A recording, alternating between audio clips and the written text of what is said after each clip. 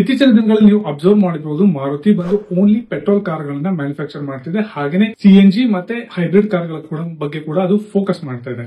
But recent ಆಗಿ ಒಂದು 4-5 ಅಥವಾ 6 ಇಯರ್ಸ್ ಇಂದ ಯಾವುದೇ ಒಂದು ಡೀಸೆಲ್ ಕಾರ್ಗಳನ್ನ ಮಾರುತಿ ಒಂದು ಮಾಡೆಲ್ ಗಳನ್ನ ಪ್ರೊಡ್ಯೂಸ್ ಮಾಡ್ತಾ ಇಲ್ಲ. ಹಾಗೇನೆ ಡೀಸೆಲ್ ಏನ್ ಇಂಜಿನ್ ಗಳಿದಾವೆ ಅದನ್ನ ಕಂಪ್ಲೀಟ್ ಆಗಿ ಸ್ಟಾಪ್ ಮಾಡಿದೆ.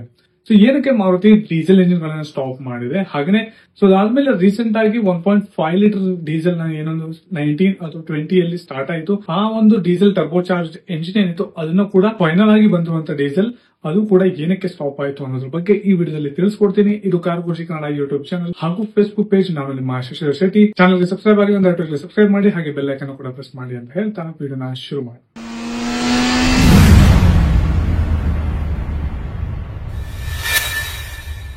ಯಾವಾಗ diesel engine Maruti Suzuki introduce ಮಾಡುತ್ತೆ, ಅದು ಒಂದು ಫಿಯಟ್ ಬೇಸ್ಡ್ ಒಂದು ಎಂಜಿನ್ ಆಗಿತ್ತು. 1.3 ಲೀಟರ್ಸ್ ಡೀಸೆಲ್ ಇಂಜಿನ್ ಏನ್ ಯೂಸ್ ಮಾಡ್ತಾ ಇತ್ತು. ಈ diesel engine almost Swift, Dzire ಮತ್ತೆ ಆಲ್ಮೋಸ್ಟ್ ಎಲ್ಲಾ ಡೀಸೆಲ್ ವೆಹಿಕಲ್ ಗಳಿಗೆ ಇದೇ ಡೀಸೆಲ್, ರಿಡ್ಜ್ ಇತ್ತು, ರಿಡ್ಜ್ ಅಲ್ಲೂ ಕೂಡ ಇದೇ ಡೀಸೆಲ್ ಎಂಜಿನ್ ಯೂಸ್ ಮಾಡ್ಲಾಗ್ತಾ ಇತ್ತು. ಈ ಡೀಸೆಲ್ ಎಂಜಿನ್ ಒಂದು ತುಂಬಾ ಒಂದು ಎಫಿಷಿಯಂಟ್ ಎಂಜಿನ್ ಆಗಿತ್ತು, ತುಂಬಾ ಒಂದು ಪಾಪ್ಯುಲರ್ ಆಗಿತ್ತು. ಇವನ್ ಮೈಲೇಜ್ ಇರ್ಬೋದು, ಇದರ ಪವರ್ ಇರ್ಬೋದು, ತುಂಬಾ ಒಂದು ಒಳ್ಳೆಯ ಒಂದು ಎಂಜಿನ್ ಆಗಿತ್ತು. ಇದರ ಒಂದು ಎಂಜಿನ್ ನ ಒಂದು ಸ್ಮೂತ್ನೆಸ್ ಇರ್ಬೋದು, ಸೂಪರ್ ಆಗಿರುವಂತ ಒಂದು ಎಂಜಿನ್ ಆಗಿತ್ತು. ಬಟ್ ಮಾರುತಿ ಸುಜುಕಿ ಈ ಎಂಜಿನ್ ಸೊ BS6 ಕಾಂಪ್ಲಿಯನ್ಸ್ ಗೋಸ್ಕರ ಸ್ಟಾಪ್ ಮಾಡುತ್ತೆ. ಅದಾದ್ಮೇಲೆ ಈ ಫಿಯಟ್ ಡೀಸೆಲ್ ಇಂಜಿನ್ ಏನಿದೆ ಅದನ್ನ ನಿಮ್ಗೆ ಬ್ರೆಜಾ ಹಾಗೆ ಅರ್ಟಿಗಾ ವೆಹಿಕಲ್ ಗಳಲ್ಲೂ ಕೂಡ ಯೂಸ್ ಮಾಡಲಾಗ್ತಿತ್ತು ವಿತ್ ವೇರಿಯೇಬಲ್ ಜೊಮೆಟ್ರಿಕ್ ಟರ್ಬೋ ಅಂತ ಕರಿತೀವಿ. ಆ ಟರ್ಬೋ ಚಾರ್ಜ್ ಅನ್ನ ಯೂಸ್ ಮಾಡ್ಕೊಂಡು ಈ ಒಂದು ಡೀಸೆಲ್ ಇಂಜಿನ್ 1.3 ಲೀಟರ್ಸ್ ಇಂಜಿನ್ ನ ಯೂಸ್ ಮಾಡಲಾಗ್ತಾ ಇದೆ. ಅದಾದ್ಮೇಲೆ ನಿಮ್ಗೆ 2019 ಅಲ್ಲಿ 1.5 ಲೀಟರ್ಸ್ ಡೀಸೆಲ್ ಇಂಜಿನ್ ಏನಿದೆ ಅದನ್ನ ಸೊ ಇಂಟ್ರೊಡ್ಯೂಸ್ ಮಾಡ್ತು ಮಾರುತಿ ಸುಜುಕಿ. ಇದು ಮಾರುತಿ ಸುಜುಕಿಯ ಸೆಲ್ಫ್ ಮೇಕ್ ಎಂಜಿನ್ ಆಗ್ತಾ ಇತ್ತು. ಸೊ ಇದು ಮಾರುತಿ ಸುಜುಕಿನೇ ಈ ಎಂಜಿನ್ ಮ್ಯಾನುಫ್ಯಾಕ್ಚರ್ ಮಾಡಿತ್ತು. ಹಾಗೇನೆ ಈ ಎಂಜಿನ್ ನ ಸೊ ಅರ್ಟಿಗಾ ಮತ್ತೆ ಬ್ರೆಜಾ ಅಥವಾ ಸಿಯಾಜ್ ವೆಹಿಕಲ್ ಏನಿದೆ, ಫಸ್ಟ್ ಇನಿಷಿಯಲ್ ಆಗಿ ಇದನ್ನ ಸಿಯಾಜ್ ವೆಹಿಕಲ್ ನಲ್ಲಿ ಕೊಡಲಾಗಿತ್ತು. ಅದಾದ್ಮೇಲೆ ಅರ್ಟಿಗಾದಲ್ಲೂ ಈ 1.5 ಲೀಟರ್ಸ್ ಡೀಸೆಲ್ ಎಂಜಿನ್ ನ ಇಂಟ್ರೊಡ್ಯೂಸ್ ಮಾಡ್ತು.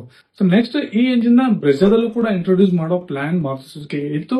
ಬಟ್ ಈ ಎಂಜಿನ್ ಅದಾದ್ಮೇಲೆ 2020 ನಲ್ಲಿ ಕಂಪ್ಲೀಟ್ ಆಗಿ ಇದರ ಮ್ಯಾನುಫ್ಯಾಕ್ಚರಿಂಗ್ ಕೂಡ ಸ್ಟಾಪ್ ಆಯಿತು. ಆಕ್ಚುಲ್ ಆಗಿ ನೋಡಿದ್ರೆ 1.3 ಡೀಸೆಲ್ ಫಿಯಟ್ ಏನು ಡೀಸೆಲ್ ಎಂಜಿನ್ ಇತ್ತು ಆ ಎಂಜಿನ್ ಗಳು ಸೊ BS6 ನಾರ್ಮ್ಸ್ ಗೆ ಆಲ್ರೆಡಿ ಮೇಟ್ ಆಗ್ತಾ ಇರಲಿಲ್ಲ. ಬಟ್ 1.5 ಲೀಟರ್ಸ್ ಡೀಸೆಲ್ ಇಂಜಿನ್ ಏನಿದೆ ಈ ಎಂಜಿನ್ ಗಳು ತುಂಬಾ ಒಂದು ರಿಫೈನ್ಡ್ ಎಂಜಿನ್ ಆಗಿತ್ತು. ಅಂಡ್ ಇದನ್ನ ಸಿಯಾಜ್ ಮತ್ತೆ ಅರ್ಟಿಗಾ ವೆಹಿಕಲ್ ಗಳಲ್ಲಿ ಆಲ್ರೆಡಿ 2020 ನಲ್ಲಿ ಮಾರುತಿ ಸುಜುಕಿ ಯೂಸ್ ಮಾಡ್ತಾ ಇತ್ತು. ಬಟ್ ಯಾವಾಗ BS6 ನಾರ್ಮ್ ಗೆ ಸ್ವಿಚ್ ಆಗಬೇಕಾಗಿತ್ತು, ಈ ಒಂದು 1.5 ಲೀಟರ್ಸ್ ಡೀಸೆಲ್ ಇಂಜಿನ್ ಏನಿತ್ತು ಇದು ಬಂದು ಆ ಒಂದು ಎಮಿಷನ್ ಸ್ಟ್ಯಾಂಡರ್ಡ್ಸ್ ಗೆ ಮ್ಯಾಚ್ ಆಗಲಿಲ್ಲ. ಸೊ ಯೂಶುವಲ್ ಆಗಿ ಡೀಸೆಲ್ ಇಂಜಿನ್ ಏನು ಮ್ಯಾನುಫ್ಯಾಕ್ಚರಿಂಗ್ ಅನ್ನೋದು ಮಾಡೋದಿರುತ್ತೆ. ಸೊ ಅದರ ಡೆವಲಪ್ಮೆಂಟ್ ಏನಿರುತ್ತೆ ಅದಕ್ಕೋಸ್ಕರ ಮ್ಯಾನುಫ್ಯಾಕ್ಚರಿಂಗ್ ಕಾಸ್ಟ್ ಅನ್ನೋದು ತುಂಬಾನೇ ಜಾಸ್ತಿ ಆಗ್ತಾ ಹೋಗುತ್ತೆ. ಸೊ ಮಾರುತಿ ಒಂದು ಮಿಡ್ಲ್ ಕ್ಲಾಸ್ ಸೆಗ್ಮೆಂಟ್ ಜನರಿಗೋಸ್ಕರ ಏನ್ ಕಾರ್ನ ಮ್ಯಾನುಫ್ಯಾಕ್ಚರಿಂಗ್ ಮಾಡ್ತಾ ಇತ್ತು. ಸೊ ಈ ಒಂದು ಎಮಿಷನ್ ಸ್ಟ್ರಿಕ್ಟ್ ನಾರ್ಮ್ಸ್ ಇಂದಾಗಿ ಸೊ ಮಾರುತಿ ಡೀಸೆಲ್ ಇಂಜಿನ್ ನ ಡೆವಲಪ್ಮೆಂಟ್ ಮಾಡೋದನ್ನ ಸೊ ಸ್ಟಾಪ್ ಮಾಡುತ್ತೆ. ಯಾಕಂತ ಹೇಳಿದ್ರೆ ಈ ನಾರ್ಮ್ಸ್ ಗೆ ಯಾವಾಗ ಮೀಟ್ ಮಾಡೋದಿಲ್ಲ.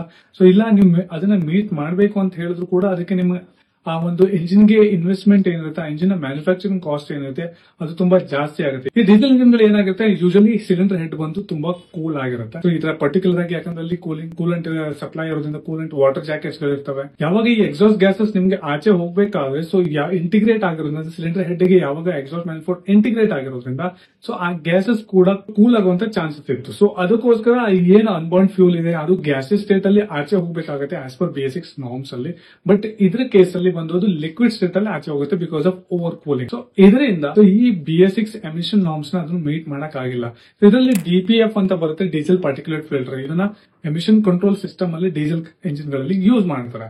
ಈ DPF ಅಲ್ಲಿ ನಿಮ್ಗೆ ಅಲ್ಲಿ ತುಂಬಾ ಈ ಲಿಕ್ವಿಡ್ ಫಾರ್ಮ್ ಅಲ್ಲಿ ಏನ್ ಗ್ಯಾಸ್ ಎಕ್ಸಾಸ್ಟ್ ಗ್ಯಾಸ್ ಆಚೆ ಹೋಗುತ್ತೆ ಅದು ಕೂಡ ಆ DPF ನ ಡ್ಯಾಮೇಜ್ ಮಾಡುವಂತ ಚಾನ್ಸಸ್ ಕೂಡ ಇದೆ. ಸೊ ಇದೆಲ್ಲ ಒಂದು ಮೇಕಿಂಗ್ ಕಾಸ್ಟ್. ಇನ್ನೊಂದು ಸ್ಪೆಷಲ್ ಆಗಿ ಸಿಲಿಂಡರ್ ಹೆಡ್ ನ ಮಾಡಿಫೈ ಮಾಡುವಂತದ್ದು ಇರ್ಬೋದು, ಈ ಎಮಿಷನ್ ಕಂಟ್ರೋಲ್ ಸಿಸ್ಟಮ್ ನಲ್ಲಿ ಕೆಲವೊಂದು ಹಾರ್ಡ್ವೇರ್ ಗಳನ್ನ ಇಂಪ್ರೂವ್ಮೆಂಟ್ ಮಾಡೋದಿರ್ಬೋದು.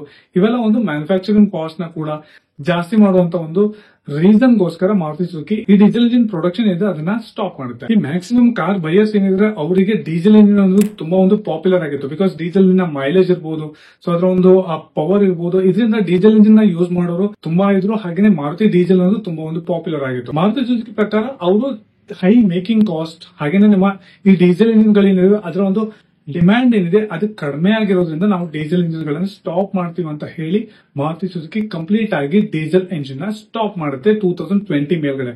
ಇವಾಗ 2025 ಇರ್ಬೋದು, ಇದ್ರ ಮಧ್ಯೆ ಯಾವುದೇ ಒಂದು ಡೀಸೆಲ್ ಕಾರ್ಗಳು ಪ್ರೊಡ್ಯೂಸ್ ಅಥವಾ ಮ್ಯಾನುಫ್ಯಾಕ್ಚರಿಂಗ್ ಆಗಿರೋದಿಲ್ಲ ಅಂಡ್ ಕಂಪ್ಲೀಟ್ ಆಗಿ ಮಾರುತಿ ಸುಜುಕಿ ಡೀಸೆಲ್ ನ ಸ್ಟಾಪ್ ಮಾಡಿದೆ. ಸೊ ಇದಾಗಿತ್ತು ಇವತ್ತಿನ ವಿಡಿಯೋ. ಈ ವಿಡಿಯೋದಲ್ಲಿ ನಾನು ನಿಮ್ಗೆ ಮಾರುತಿ ಸುಜುಕಿ ತನ್ನ ಡೀಸೆಲ್ ಕಾರ್ಗಳನ್ನ ಯಾಕೆ ಸ್ಟಾಪ್ ಮಾಡುತ್ತೆ ಅನ್ನೋದ್ರ ಬಗ್ಗೆ ತಿಳಿಸ್ಕೊಟ್ಟಿದ್ದೀನಿ. ಅಂಡ್ ಈ ವಿಡಿಯೋ ಇಷ್ಟದಲ್ಲಿ ದಯವಿಟ್ಟು ಲೈಕ್ ಮಾಡಿ, ಶೇರ್ ಮಾಡಿ, ಹಾಗೇನೆ ಮುಂದಿನ ವಿಡಿಯೋದಲ್ಲಿ ಮತ್ತೆ ಭೇಟಿ ಆಗ್ತೀನಿ. ಅಲ್ಲಿವರೆಗೂ ನಮಸ್ಕಾರ.